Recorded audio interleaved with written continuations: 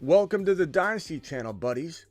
We're talking the same topics we talked about on the redraft in a very, very quick format from a Dynasty perspective, because there's a lot of implications here. So here's the slate of topics we had on the main channel. If you don't know what the main channel is, you run into this show on this Dynasty channel. Just look in the description. There's a link to the main channel. But we're going to talk about Lamar, A-Rod, Hopkins, Trey Lance, the Niners situation, Lamar to the Colts, what this would mean from a Dynasty perspective. This is all Dynasty. We're going to do a quick 7 to 10 minutes on Dynasty only as these topics, in order of these topics. Let's go. Live from the FantasyFootballShow.com studios, it's the Fantasy Football Show. Live! Monday through Friday, 7 p.m. Eastern. What is going on, good people? Thank you for joining me here on the Dynasty channel. And we are going to talk about everything on screen here, but from only a Dynasty perspective. I mean, I might mention redraft stuff here or there, but don't think this is, oh, you just covered this, we know exactly what we're talking about. No. What does Lamar Jackson to the Colts mean if this does happen? What does this mean for the players involved from a Dynasty perspective? And the Colts GM today would not rule out the possibility of the team pursuing Lamar Jackson. You've got to do your work on it to see if it's doable. Sometimes it is, sometimes it's not. Talking about Lamar Jackson. Now, this team, the Indianapolis Colts, has the number 4 overall pick, and there's a lot of thinking that Levis is going to be the pick there, or they trade down. They have Minshew. They could go that route and bank on Lamar. They could maybe draft Jackson Smith and Jigba, trade down a little bit, draft Quentin Johnson, draft offensive linemen, trade down. They could definitely trade down. If they don't want Levis, they might trade down. If they're targeting Lamar Jackson, we might know based on a trade down. If they don't go after Levis here, we know they're potentially looking into Lamar. JT to the moon if he gets Lamar. I get there's some vulturing concerns, but at the same time, when you live near the red zone more often, when you live in the red zone more often, when you're set up for more goal line situations, I think that's better than having JT have no vulture risk at all, but not have a better offense. Moving the chains would be pretty decent. I like Pittman. I think Pittman gets a bump. Right now, he doesn't have a quarterback, so of course he gets a bump. Do I like Pittman better with a different quarterback that might, like, let's say Aaron Rodgers landed and he's going to the Jets, but let's say Aaron Rodgers landed in Indy. Do I like Pittman more for 1 year? Yeah, but this is a Dynasty channel, and Aaron Rodgers doesn't provide more than 1, maybe 2 years of value. And he's not going to Indianapolis anyway, but I'm just trying to give an example of, is Pittman a bad player with Lamar? No. I mean, he'll be Lamar's best wide receiver he's ever played with, even over Hollywood Brown. I think Pittman's got more talent than Hollywood Brown. It's a good offense. Jelani Woods would have a day pretty much every Sunday. I don't know if he'd become a top 5 tight end, but he certainly could be a top 10 tight end with Lamar Jackson under center in Indy. This is a good move from a Dynasty perspective. It feeds a lot of people for the long term. It gives you Pittman value. It gives you JT value. They probably go after a wide receiver with that early draft pick in 2023, even if they trade down. I don't think the Colts would surrender this draft pick in a Lamar Jackson offer sheet, meaning they would make their offer sheet after the NFL draft when this has already been spent. The draft capital is already gone. And then they go ahead and step in and say, hey, Lamar, here's an offer sheet. And if the Baltimore Ravens decide to reject the offer sheet and send him over packing, then they take the 24 and 25 first rounders of the Colts, and the Colts have already spent this pick, which, again, I think they'd trade down to get Jackson Smith and Jigba. Aaron Rodgers update, and then we'll talk about the Dynasty implications. Aaron Rodgers, where's this Aaron Rodgers news? Right here. Aaron Rodgers, there's no update, no timeline or timetable for Aaron Rodgers to get traded. But as I mentioned on the other show, there's a contract reason for this too. He can't be traded until June 1 unless the Packers want to take the full cap hit up front.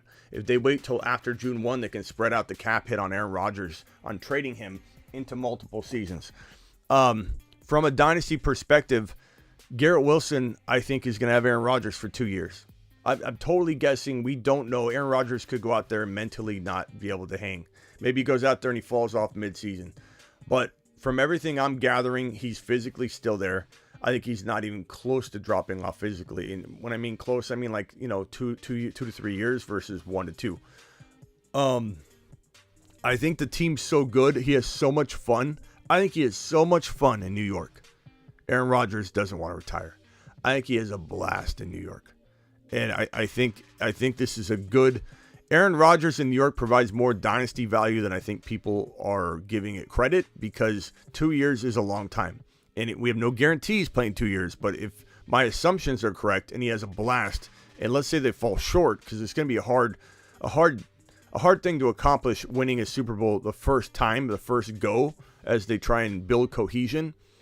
I don't think he steps away after he gets really, really close. And I think part of his legacy build here is winning a championship in another location, winning a Super Bowl in another location. So Aaron Rodgers, to me, provides 2 years of dynasty value. I'm pretty excited about that. Hopkins, from a dynasty perspective, I think if he goes to Buffalo, it's good for his 2023 value. Obviously, if he stays in Arizona, it's not a very good look for him. He's probably going to end up getting hurt trying to catch hospital balls from rotating quarterback situation until Kyler gets back in there. If he goes to Buffalo, maybe he has a year and a half. I'd give him a year and a half. I wouldn't even give him 2 years. I'd say give him 1 year, maybe a year and a half before he starts dropping off and getting hurt and not playing full seasons. Hopkins going to Buffalo is a real likely scenario. Hopkins too, we got the Hopkins landing spots right here on the table. Hopkins in New England if Lamar, asterisk there, if Lamar is in New England. Hopkins to Baltimore if Lamar's in Baltimore. Honestly, the place that helps the most from a dynasty perspective would probably be Chicago for helping Fields, and probably the Chargers for helping out Justin Herbert. Give a Hop for a year and a half, probably 2 years of playing, but again, 1 full year and then about a half a year staying healthy. That's going to help out Herbert a lot. That's going to help out Fields a lot. It's going to help out their development a lot. So those would be 2 very, very good situations.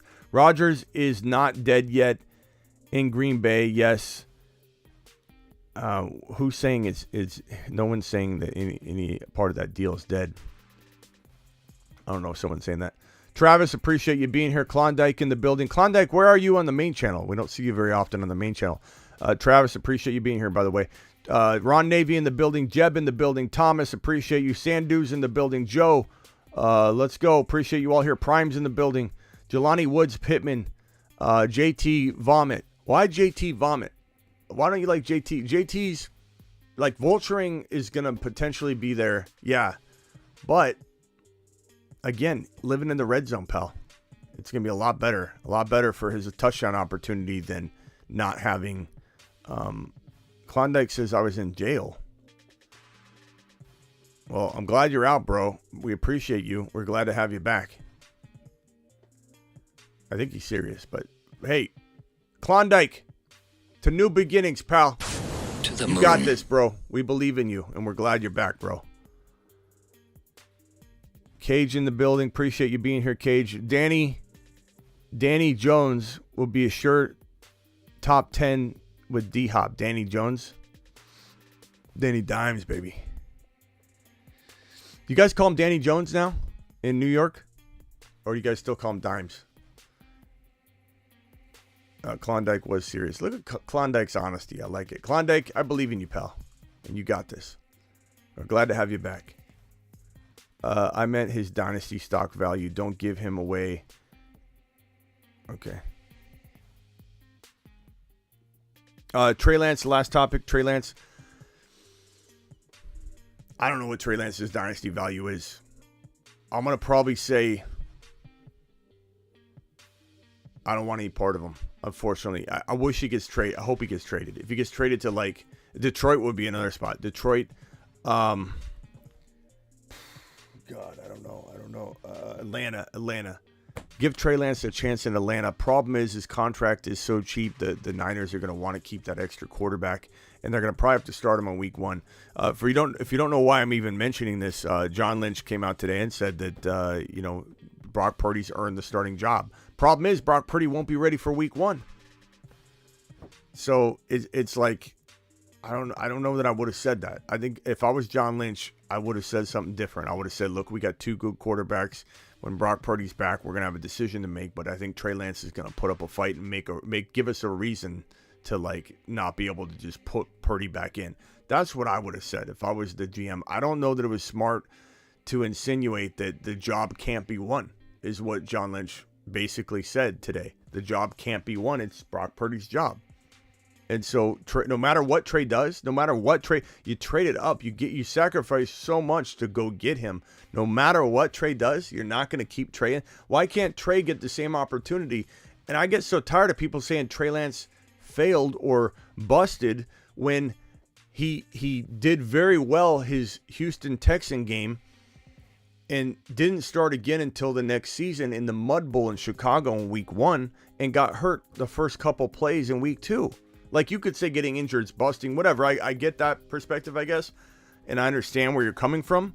But at the same time, he hasn't failed. For somebody to say that he can't go out there and prove it, I just don't like that angle that the Niners are taking with this, or John Lynch, to insinuate Trey doesn't have a future. And this is why I can't back Trey Lance from a dynasty perspective at all. Because we don't know what his dynasty holds, and we don't have confidence that the Niners will trade him because they want 2 quarterbacks. So take that for what it is. I do believe that the quarterback uncertainty in San Francisco, because they don't want to go after Lamar and make a bold move. Right now they don't. Maybe they change their mind, but I don't love Debo's dynasty value. I got to admit, I don't love Ayuk's dynasty value. I don't love Kittle's dynasty value. I don't like McCaffrey's dynasty value. I like them all a little bit in redraft. Obviously, I love McCaffrey in redraft. But even Debo in redraft, I'm a little bit concerned. But dynasty-wise, this guy's been run like a running back. He's putting on some LBs, looks a little thick. And I don't know. I don't see Debo staying healthy for the long term, to be honest. I know a lot of Niner fans don't want to hear that. But Debo Samuel's been kind of roughed around. He's been grinded into the ground. And he's a big boy. He's built in a way that I don't think is conducive with the workload he's getting. And so I could see him breaking down very, very quickly and having a very short career of being healthy and on the field. Maybe he lingers for 5 or 6 years, but Debo not staying healthy, it's going to be a conversation every offseason. Like, can he put it together? Can he stay healthy? I mean, maybe he has 1 more year. So from a redraft perspective, I kind of like Debo still as like the late third round, 4th round pick. I feel like he's a pretty good wide receiver 1 in a build where you wait until later to get your wide receiver 1. But at the same time, in dynasty, I don't know that I want Debo on my team. I think I'm trying to trade him high. I'm trying to go get a Olave. I give up a future first rounder in 2025 to upgrade my Debo into Garrett Wilson or Olave. I don't want anything to do with Debo from a dynasty perspective. Guys, I appreciate you. Thank you for watching the Dynasty channel. Thank you for watching the main channel. Please like the video on the way out the door, and I will start doing daily Dynasty videos, I promise you. Just give me some time to get in a rhythm with it. Subscribe to this channel if you're new. If you're watching this and you think you're watching the main channel, you're not. Please subscribe on your way out the door, because this channel is going to go live or have a video upload roughly once per day. See you all later. Appreciate you all being here.